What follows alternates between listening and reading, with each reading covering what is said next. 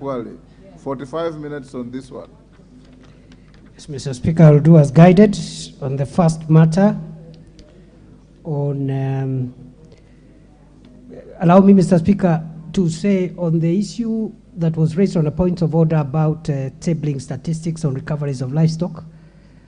I didn't say I'm carrying the statistics. I said if the House directs, I can table them in the House even by Tuesday. I heard you that way. Yes, you can, Mr. Speaker, I can, if you direct, yes. I can table the statistics of recoveries from the time the operation began.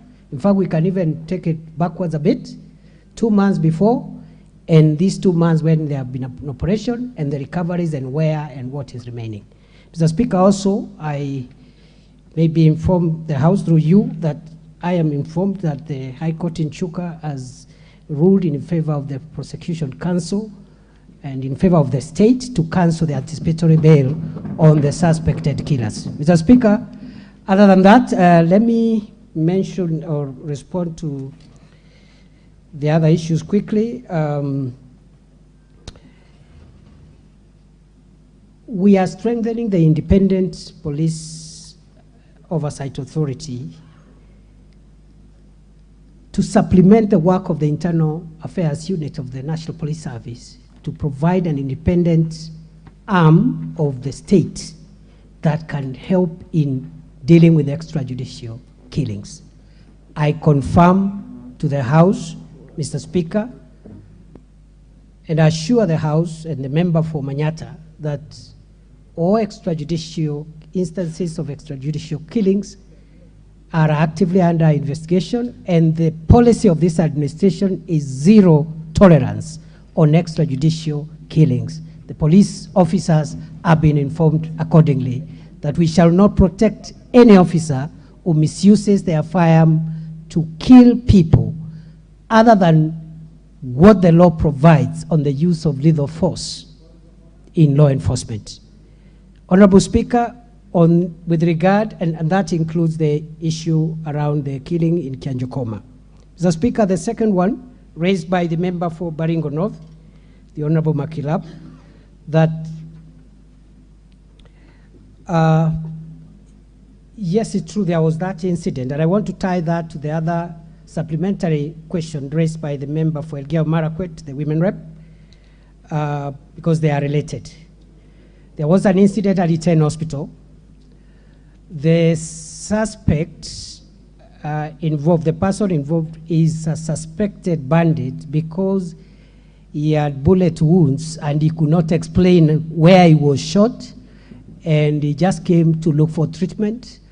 And we believe also that the people who came to rescue him were criminals because they came through the fence of the hospital, so they just came perhaps to rescue one of their own who was hurt and could not explain. The reason why that happened, notwithstanding the presence of a few police officers who were on site at that time, was the determination by the commanding officer on site that a shootout inside that facility would have caused fatalities on patients. And that gave a leeway for the rescue to succeed. I want to confirm to the House, through you, Mr. Speaker, that this person has been on police radar even before this attack. We are on him. We have some leads. We believe we shall arrest him as soon as possible. Honorable Speaker, the other issue was raised by the member for Turkana South on the capacity of our police agencies to maintain law and order.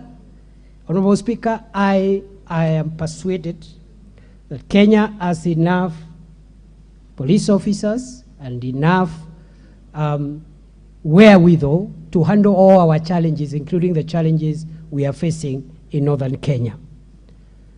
However, Mr. Speaker, I want to say that it is the position of this government that there is need to reform our national security organs to make sure that they respond better to our threats. That is why one of the first acts His Excellency the President undertook was to institute a presidential task force on reforming the National Police Service, which is an admission that there is need to reform around command, around efficiency, and around operational sophistication to make sure that the gaps that we continue to exist, to encounter in our law enforcement of our internal security are resolved. Very shortly, that task force will present its findings. The government has committed to implement all the recommendations without exception that will come from that task force, including changing the entire command of the National Police Service, the terms under which one becomes a commander of any level, tying command to success and results and deliverables, so that you don't become a county commander, a regional commander for life, and there are no results. People are still having insecurity in your area. Make it time-bound and tied to results. And even that reform, even as we wait for those recommendations, we are continually addressing